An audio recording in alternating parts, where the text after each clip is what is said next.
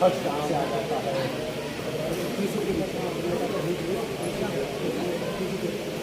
اللہ کے فضل و احسان سے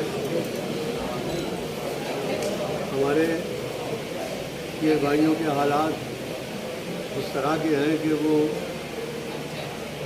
آستانے کے تعلق سے کوئی کار خیر کا معاملہ سامنے آتا ہے تو وہ اپنے تن من اور دھن سب پہ خود حاضر ہوتے ہیں۔ آستانہ ان کو اچھے کاموں کی ترغیب دیتا ہے اور ان کے لیے کہتا ہے کہ آپ اچھے کاموں کی طرف متوجہ ہو جاؤ۔ ان اچھے کاموں میں بہت سارے کام ہیں، اس میں ایک نکاح کا بھی یہ سلسلہ شروع کیا ہوا ہے کافی دنوں سے۔ جگہ بہ جگہ تھوڑے سے یہ بھائی جن کو اللہ نے باحیثیت کیا ہے اس میں شامل ہو کر اور خود بغیر کسی چندے بندے کا اعلان کیے یا چندہ مانگے آپس میں سب اکٹھے ہو جاتے ہیں، جو ضرورت ہوتی ہے اس کو اپنے اکٹھا کر کے یہ کام کو انجام دیتے ہیں۔ اس کے علاوہ جو اکیڈمی ہے وہ بہت سے کام ایسے جیسے کہ سلائی کی مشینیں وغیرہ تقسیم کرنا یا پھر اسپتالوں میں جو لوگ غریب ہیں وہ اپنا علاج وغیرہ نہیں کرا سکتے ہیں تو ان کے لیے دواؤں کا انتظامات بھی کرتی ہے۔ اس کے علاوہ کھانے وغیرہ کے بھی بہت جگہوں پر لوگوں نے اپنے ان کے روزینے یا مہینہ داری باندھ دی ہے۔ اس کے علاوہ بچوں کے فیس وغیرہ کے بھی انتظام کرتے ہیں یہ لوگ۔ اور اس کے علاوہ پڑھائی کے یہ میرے خیال سے 27 نکاح ہیں۔ ہاں جی، تو یہ جو بچے اور بچیاں ہیں وہ ایک ہی ضلع کے ہیں یا پھر الگ الگ ضلعوں یہ سے ہیں؟ جگہ بہ جگہ کے ہیں اور زیادہ تر بریلی کے ہی ہیں۔ بریلی بدایوں ہاں بس آس پاس کے ہی ہیں سب لوگ۔ ابھی اس سے پہلے بدایوں میں بھی ایک پروگرام ہو چکا ہے، وہاں بھی 10-15 شادیاں ہو چکی ہیں۔ اس کے علاوہ میری حاضری کے لیے لوگ بہت مجبور رہتے ہیں کہ اگر آ جاؤں میں تو وہی سب پروگرام کرتے رہیں، تو میں اپنے صحت سے بھی مجبور رہتا ہوں۔ اس کے علاوہ حالات بھیڑ بھاڑ سے بہت زیادہ میں مجبور رہتا ہوں، مگر میری کوشش یہ ہے کہ غریبوں کا بھلا ہو۔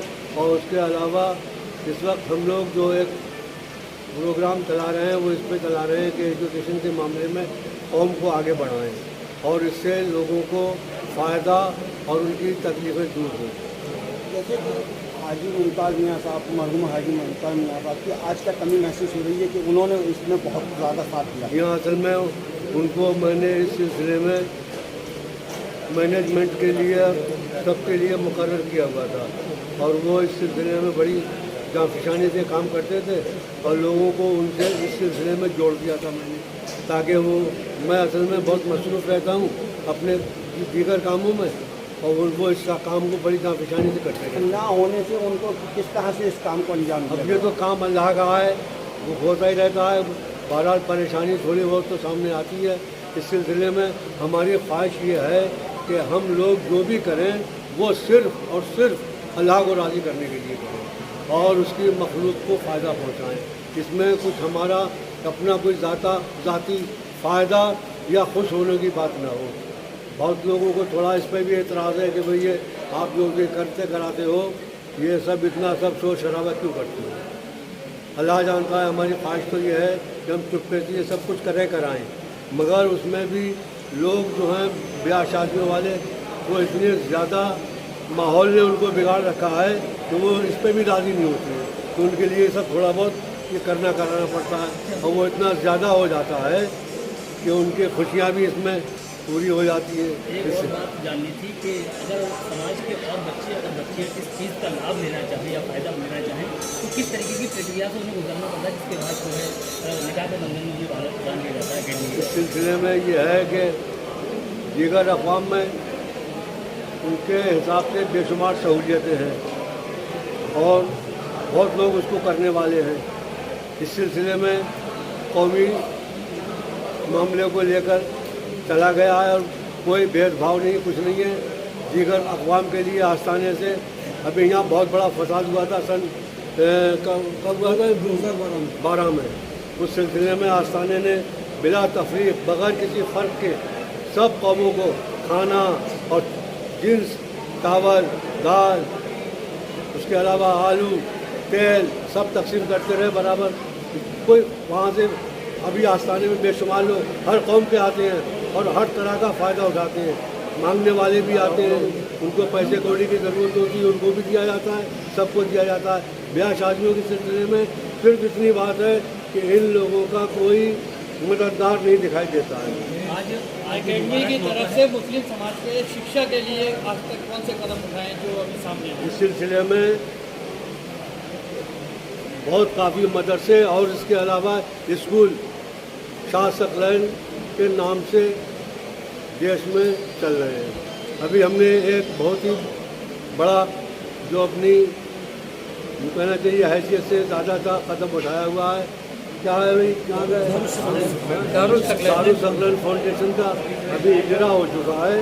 اس کو ہم انشاءاللہ بہت جلدی شروع کریں گے اور اس میں جو زمانے کی عصری تعلیم ہے اس کا بہت اچھے طریقے سے اہتمام کریں گے. آخری میں قوم کے لیے کیا پیغام؟ ہمارا تو یہی ہے کہ سب لوگ مل جل کے رہیں, ملک میں امن اور شانتی قائم رکھیں. سب اللہ کی مخلوق ہے, اس کے بندے ہیں, آپس میں مل جل کر رہیں سب لوگ.